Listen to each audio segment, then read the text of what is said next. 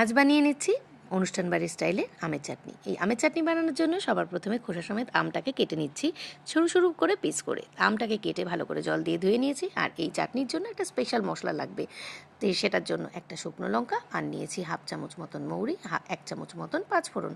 এই মশলাটাকে dry roast করে গুঁড়ো করে নিতে হবে। আর একটা কড়াইতে জল দিয়ে আমটাকে নুন দিয়ে ভালো করে একটু সেদ্ধ করতে হবে। 1 মিনিটের মধ্যেই আমটা সেদ্ধ হয়ে যাবে। আর আমটা সেদ্ধ হয়ে যাওয়ার পর একটু চিনার শিরা বানিয়ে নিতে হবে অ্যাকর্ডিং টু ইয়োর টেস্ট, কে কতটা মিষ্টি খাও সেটার উপর ডিপেন্ড করে। তারপরে এই আমের শিরা আর আম একটা পাত্রে আলাদা করে রেখে দিয়েছি। এবার দিচ্ছি ফোড়ন।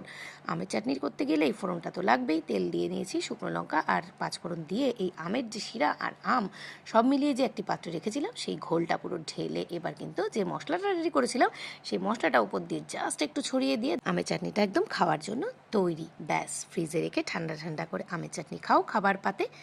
কেমন লাগলো অবশ্যই কমেন্টের মাধ্যমে জানিও।